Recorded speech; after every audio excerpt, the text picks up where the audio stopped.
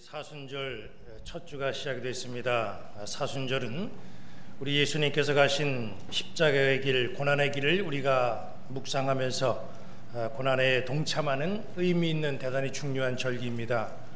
특별히 내일부터 사순절 새벽 기도회가 시작이 됩니다. 주제는 광야에 계신 주님 곁으로라고 하는 주제로 우리가 이 새벽 기도 때 말씀을 나누면서 묵상을 할 터인데, 주님이 사역을 시작하시기 전에 광야에 가셔서 결단하시고 또 사역을 잘 준비하시는 그러한 모습처럼 우리도 광야에 계신 주님 곁으로 다가가셔서 우리의 모든 앞길도 설계하고 또 우리 교회의 미래를 설계할 수 있는 그런 좋은 기회가 바로 이 사순절 새벽기도 시간에 나타나게 되기를 바랍니다. 특별히 올해 사순절 기간 동안은 우리가 새벽기도를 통해서 두 가지를 위해서 기도하면서 행동을 하시기를 바랍니다. 그 하나, 첫째는 전도입니다. 우리가 이 사순절 새벽기도를 하면서 전도에 대한 마음을 품으시기 바랍니다. 사순절 기간 동안에 기도하면서 여러분들과 연관된 분들, 가족, 또 친구들, 직원들, 회사 동료들, 관계된 분들을 전도하는 전도의 기간이 여러분들이 되시기를 바랍니다. 이제 남녀 선교회가 다음 주에 기관 협의회를 통해서 이 일을 함께 협의를 할 건데, 주님께서 이 땅 위에 복음 전하기 위해서 오셨고 또 그의 완성을 보시기 위해서 십자가에 달려 돌아가셨는데, 바로 우리가 주님의 그 고난에 동참하고 십자가 사건에 동참하기를 원한다고 한다면 우리는 먼저 전도하는 전도의 마음이 우리 가운데 있어야 됩니다. 전도해야 된다고 하는 그 생각은 신앙생활하는 사람이라고 한다면 누구나 다 기본적으로 가지고 있는 그런 생각입니다. 그런데 상당수의 신앙인들이 그걸 알면서도 전도를 하고 있지 않습니다. 전도를 하지 않는 데는 몇 가지 이유가 있습니다. 그 중에 가장 중요한 이유가 뭐냐면요, 전도의 필요성을 느끼고 있지 못한다고 하는 겁니다. 교회 다니는 나부터 은혜를 지금 받지 못하고 있기 때문에 교회에 데리고 와 봐야 감동을 줄 수 없다는 겁니다. 교회 처음 나오는 사람에게 이 교회가 이런 곳이구나, 이런 곳이 세상에 다 있었구나 라고 하는 마음이 전달되고 감동이 되어야 되는데, 전도해야 될 나부터 신앙생활하면서 감동이 없다는 겁니다. 그러니까 누가 누구를 전도하겠습니까? 이것이 목회를 하는 저에게는 대단히 큰 숙제입니다. 성도들이 애써 전도해 왔는데 그 영혼이 말씀의 은혜도 받지 못하고 교회에서 참 기쁨을 얻지 못하고 신앙생활에 적응하지 못하고 다시 세상으로 향한다고 한다면 그거야말로 목회자에게는 큰 책임이 아닐 수가 없습니다. 이번 사순절 기간에 우리 모두는 열심히 전도하시고 목사는 책임있게 그 영혼을 영적으로 이끌어서 우리 교회가 열방을 향한 구원의 통로로 손색이 없게 되기를 주님의 이름으로 간절히 바랍니다. 사순절 기간에 해야 될 또 하나의 행동은 전도뿐만 아니라 이웃사랑입니다. 이웃사랑은 말로만 이웃사랑이 아니라 이 사순절 기간에 구체적인 우리의 행동을 통하여서 이웃사랑의 모습이 나타나야 됩니다. 제가 여러분들에게 이 시간을 빌어서 부탁을 드립니다. 우리 모든 성도들은 이 사순절 기간 동안에 한 끼씩 다 금식을 하시기를 바랍니다. 그리고 한 끼 금식비를 헌금해 주시기 바랍니다. 다음 주에 여러분들에게 나눔의 금식 헌금 몽투를 나눠드릴 겁니다. 이것은 사순절 기간 동안에 여러분들이 한 끼 금식하시고 그 한 끼 금식한 그 금식비를 나눔의 헌금 봉투에 넣어주시면 그것은 어려운 이웃에게 쓰여질 겁니다. 우리 부평 동지방에 어려움을 당한 두 분의 사모님이 계십니다. 두 분의 사모님이 작년에 건강검진을 했는데 한 분은 백혈병 판정을 받았고 또 한 분은 위암 판정을 받았습니다. 두 분 다 모두 30대 초반입니다. 한 교회는 겨우 자립하는 교회이고 또 한 교회는 1년 총 결산이 1,400여만 원 정도입니다. 그러니까 한 달에 100여만 원을 가지고 교회의 모든 살림을 해야 되는 그런 어려운 교회입니다. 교회 형편도 어려운데 이렇게 힘든 병과 지금 싸우고 있습니다.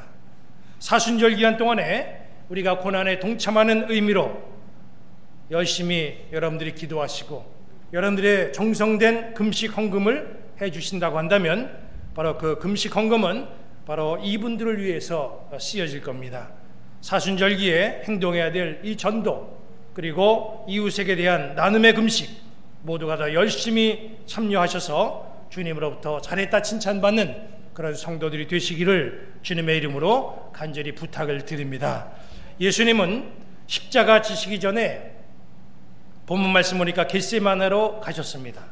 그리고 따로 베드로와 요한과 야고보를 데리시고 저만치 가셔서 기도를 하십니다. 제자 중에서 베드로, 요한, 야고보 3명을 따로 데리고 가셨다고 하는 것은 그들이 특별한 존재였다는 것이 틀림이 없습니다. 인간관계에도 보면은 어쩔 수 없이 특별한 사람들이 있습니다. 특별한 사람들은 소위 통하는 사람들입니다. 나를 이해하고 내 생각과 비슷하고 공감하는 부분이 많으면 그 관계는 자연스럽게 특별해지게 되어 있습니다. 예수님은 중요한 일이 있을 때마다 많지도 않은 12명 다 데리고 다니신 것이 아니라 그 중에서 베드로와 야고보와 요한을 택해서 그렇게 따로 다니셨습니다. 예수님이 십자가 지시기 전에 중요한 기도하시기 위해서 겟세마네로 가셨고 이제 거기서 베드로와 요한과 야고보를 따로 불러 세우고 그리고 중보 기도를 부탁하셨습니다. 그리고 기도하시다가 제자들한테 와 보니까 제자들이 잠을 자고 있었습니다. 제자는 3년 동안 예수님을 잘 따라다녔습니다. 힘든 것도 참아냈고 고락도 함께 하면서 지금까지 잘 해왔습니다.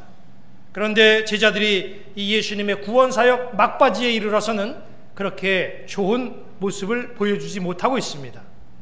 겟세마네에서 예수님은 처음으로 지금 제자들에게 중보 기도를 부탁하셨습니다. 그걸 보면 지금 예수님의 상황이 어느 정도로 절박한지를 우리가 잘 알 수가 있습니다. 대단히 심각하고 중요한 상황입니다.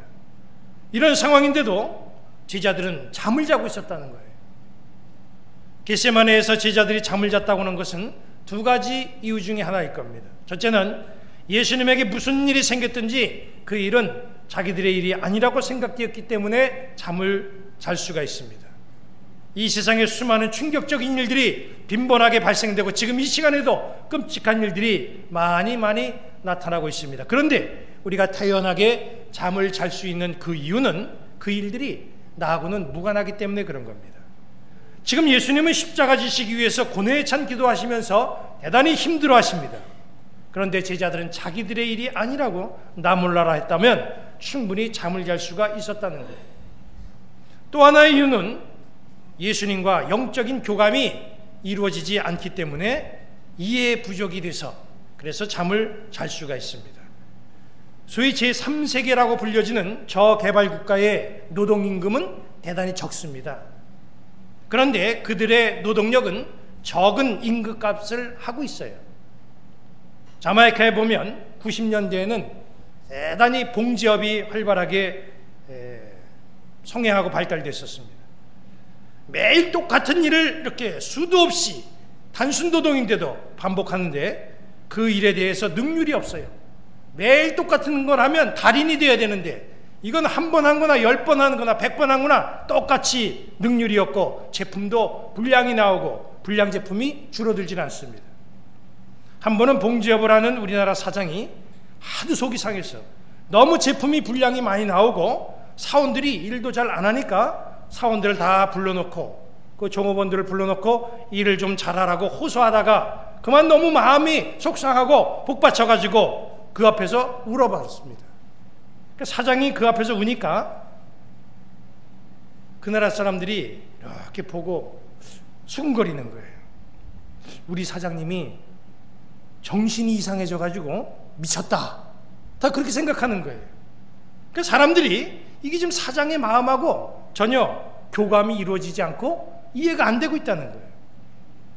여기 마가복음 14장 33절 34절을 보면요, 베드로와 야고보와 요한을 데리고 가실새 심히 놀라시며 슬퍼하사 말씀하시되 내 마음이 심히 고민하여 죽게 되었으니 너희는 여기 머물러 깨어있으라 그랬습니다. 예수님은 자신의 상태가 고민하여 죽게 되었다, 그렇게 말씀을 하십니다. 이 말씀이 제자들과 교감이 이루어지지 않으니까 제자들이 이해를 하지 못하는 거예요. 아니, 조금 전까지 식사 잘 하시고 문제없이 대화하시던 예수님께서 왜 갑자기 죽겠다고 하시는 걸까? 이 제자들이 이해가 안 가는 거예요. 우리 스승께서 무슨 몸에 병이 드신 것도 아닌데 왜 갑자기 죽겠다고 그렇게 말씀하시는 걸까? 주님 말씀이 이해가 안 가는 거예요. 주님과 영적인 교감이었으면 이렇게 엉뚱할 수밖에 없습니다. 제자들은 주님을 3년 동안 따라다녔지만은 안타깝게도 주님과 영적인 교감은 이루지 못했습니다. 신앙인에게 있어서 주님과 영적 교감은 생명줄과도 같습니다. 우리가 예수님을 믿는다고 하면서 주님과 영적인 교감을 이루지 못한다고 한다면 그것은 신앙생활이 아니라 종교생활입니다. 주님과 영적인 교감이 없으면 사순절이 와도 그 사순절은 남의 일이 되고 마는 거예요. 이번 사순절에 주님 앞에 기도하면서 주님과 깊은 영적인 교감을 이루시기를 바랍니다.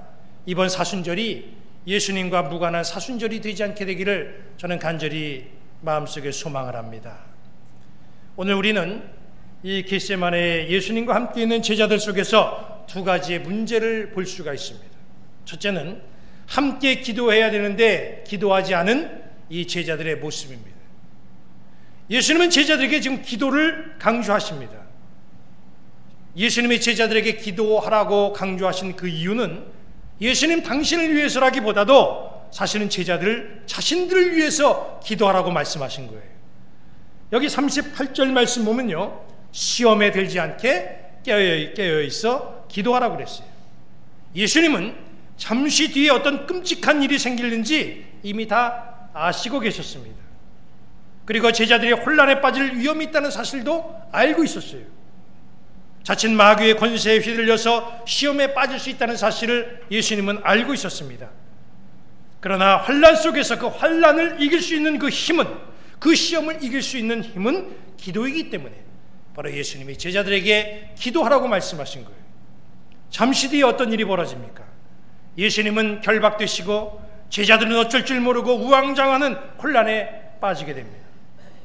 아무리 위기가 찾아와도 기도하는 자는 하나님의 방법을 따라가며 시험을 이기게 돼 있습니다. 겟세마네에서 땀방울이 핏방울이 되도록 기도하신 예수님, 그 결과가 어떻게 됐습니까? 기도하신 후에 당당하게 십자가를 지셨습니다. 그러나 위기 속에서 기도하지 않은 그러한 사람들, 이러한 사람들은요, 세상의 방법을 따라가게 돼 있습니다. 기도하라 했더니 기도 안 하고 잠을 잤던 베드로 어떻게 됩니까? 예수님이 잡히시니까 칼을 빼어가지고 대제사장의 종의 귀를 내리치지요. 기도 안 하니까 위기 상황이 발생되면 무의식적으로 세상적인 방법이 동원될 수밖에 없다는 거예요. 기도 안 하니까 영적인 안목은 사라지고 세상적인 눈으로만 사태를 바라보게 된다는 거예요. 세상의 눈으로만 예수님을 바라보니까 얼마나 예수님이 무기력해 보여요. 예수님에게 희망이 안 보입니다. 그러니까 결국에 예수님을 모른다고 부인하게 되잖아요. 기도 안 하면 세상적인 사고방식만 쓰게 되고 신앙의 위기가 올 때에 시험에 들게 됩니다. 겟세마네에서의 제자들은 기도 안 했기 때문에 주님이 우려했던 시험에 빠지게 된 거예요. 시험은 누구에게나 옵니다. 그러나 누구나 다 시험에 빠지는 건 아닙니다. 우리 성도들 가운데는 기도하지 못해서 시험에 빠지는 자가 한 사람도 없게 되기를 주님의 이름으로 축원합니다.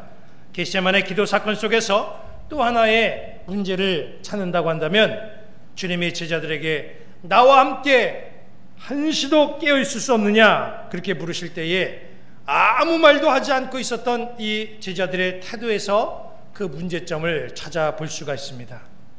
여기 40절 말씀을 보시기 바랍니다. 다시 오사 보신즉 그들이 자니 이는 그들의 눈이 심히 피곤함이라. 그들이 예수께 무엇으로 대답할 줄을 알지 못하더라 그랬습니다. 예수님이 기도하라는데 제자들은 기도 안 하고 잠을 잤어요. 제자들이 그들에게 가서 보니까 제자들이 얼떨결에 잠이 깨가지고 예수님을 바라보는데 이거 대답할 말이 없는 거예요. 왜 대답을 못했습니까?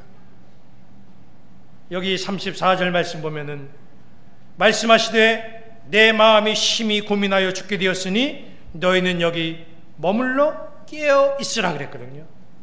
예수님이 두 번이나 간절하게 제자들에게 깨어 있으라고 그렇게 부탁을 했습니다. 그런데도 이 예수님의 제자들은 그 부탁에 아랑곳하지 아니하고 잠을 잤다는 거예요. 이거 제자들이 자기들의 모습이 너무나 부끄러울 수밖에 없죠. 그러니까 그냥 할 말 없이 가만히 주님만 바라볼 수밖에 없었다는 거죠.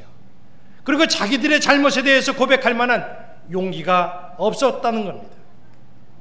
우리가 신앙생활 하다 보면은 우리는 말씀을 통하여서 나에게 질문하시는 주님의 말씀을 종종 들을 수가 있습니다.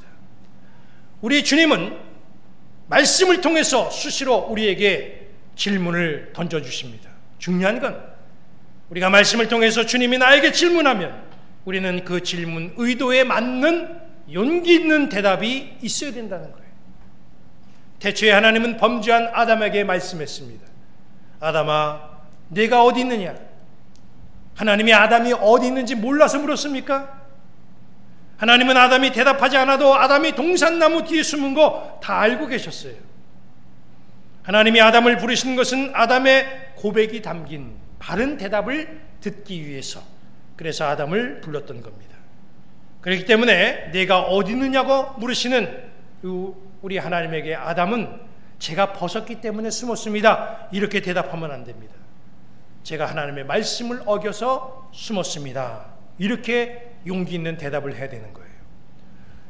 내가 내게 먹지 말라고 명한 그 나무의 열매를 내가 먹었느냐, 이렇게 물으시는 질문에는 하나님이 주셔서 나와 함께 하신 그 여자, 그가 그 나무의 열매를 나에게 줬기 때문에 내가 먹었습니다, 이렇게 대답하면 안 됩니다. 제가 탐욕에 이끌려서 먹었습니다, 이런 용기 있는 대답이 있어야 된다는 거예요. 하와도 내가 어찌하여 이렇게 하였느냐 물으시는 하나님의 질문에 뱀이 나를 깨웠기 때문에 내가 먹었습니다, 이렇게 대답하면 안 됩니다. 제가 주님의 말씀에 순종하지 않았기 때문에 그만 그 선악과를 먹었습니다, 이런 용기 있는 대답을 해야 된다는 거예요. 하나님은 원인과 이유와 내용을 다 알고 계십니다. 알고 물으시는 거예요. 하나님이 우리에게 정말 원하시는 것은 용기 있는 대답이라는 거예요. 그런데 의외로 그 고백을 못하고 신앙생활하는 사람들이 많이 있습니다. 자녀들이 부모에게 잘못하면 제가 잘못했습니다, 이 한마디 말만 해보세요. 그 말 한마디면 부모는 다 용서해 줍니다. 그런데 그 말을 하지 않기 때문에 부모가 근심하는 겁니다. 우리 교회가 지금까지 제자훈련을 하는데 제자훈련의 가장 중요한 포인트는 용기 있는 고백입니다. 저는 제자훈련을 받는 성도들이 용기 있는 고백을 하는 것을 보고 아주 마음이 뜨거웠습니다. 정직하고 솔직한 고백을 담은 그 대답, 이거 한다고 하는 것이 얼마나 어려운 일인지 알 수가 없어요. 성령이 역사하지 않으면 우리는 고백할 수가 없습니다. 요한일서 1장 9절은 이렇게 말씀하고 있어요. 만일 우리가 우리의 죄를 자백하면 그는 미쁘시고 의로우사 우리의 죄를 사하시며 모든 불의에서 우리를 깨끗하게 하실 것이요, 그랬습니다. 그런데 문제는 우리가 용기 있게 고백하는 것을 두려워한다는 거예요. 그 이유가 뭐겠어요? 보이지 않는 하나님보다 보이는 사람들을 더 의식하기 때문에 그렇습니다. 우리는 살면서 보이는 사람들을 의식하면서 보이지 않는 하나님을 의식하지 않고 살아갈 때가 너무나도 많습니다. 곳곳에 설치되어 있는 CCTV는 의식하면서 언제나 우리를 불꽃 같은 눈동자로 감찰하시는 주님에 대해서는 무시할 때가 많다는 거예요. 용기 있는 고백은 사람들보다 하나님을 더 두려워하는 사람, 주님을 경외하는 사람만이 할 수가 있습니다. 겟세마네에서의 제자들은 예수님과 함께 뜨겁게 기도했어야 되는데 잠을 잤어요. 주님 앞에 면목이 없죠. 그럼에도 불구하고 너희들이 나를 위해서 한시도 깨어 있을 수 없느냐 말씀하시는 주님에게 우리는 대답할 용기가 있어야 됩니다. 주님 죄송합니다, 저희들이 잘못했습니다, 용서해 주십시오, 이런 대답이 필요합니다. 주님은 우리의 연약함을 다 알고 계셔요. 수시로 변하는 마음, 오전에는 회개하고 오후에 다시 죄짓는 마음, 주님은 다 알고 있습니다. 그럼에도 우리에게 물으시는 이유는 우리의 솔직하고 정직한 고백을 듣기 원하시기 때문에 그러는 거예요. 입으로 시인하고 고백하고 용서받고 새롭게 출발하는 우리의 모습을 주님은 기대하고 있다는 거예요. 이 사순절에 나에게 물으시는 주님의 질문을 여러분들 생각하시기를 바랍니다. 너가 그때 왜 그랬는가? 왜 거기에 갔었는가? 왜 그런 일을 하였는가? 너는 왜 기도하지 않느냐? 바로 이런 주님의 질문이 내 마음속에 들린다고 한다면 우리는 여기에 대해서 솔직한 대답을 해야 됩니다. 있는 그대로 고백하시면 됩니다. 주님, 잘못했습니다. 이제는 주님을 인식하고 주님의 말씀에 순종하면서 주님의 백성답게 살겠습니다.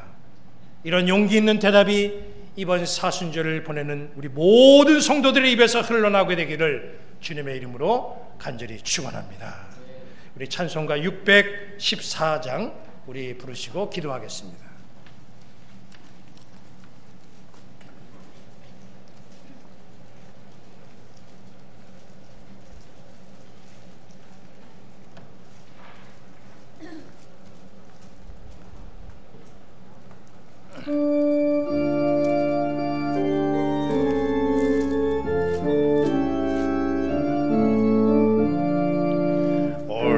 얼마나 아프셨나 못 박힌 그 손과 발 죄 없이 십자가에 달리신 주 예수님 하늘도 산도들도 조목들도 다 울고 해조차 빛을 잃고 깜깜하게 되었네. 오 놀라운 사랑 크시고 끝없도다. 오 주님 사랑에 구원의 강물 넘치네.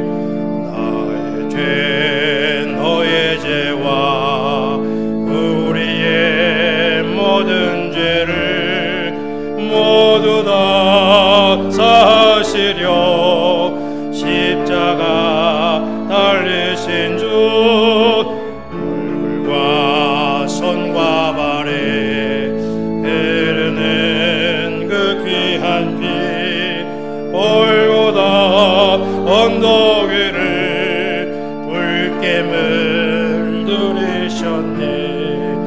오 놀라운 사랑 크시고 끝없도다. 오 주님 사랑에 구원의 강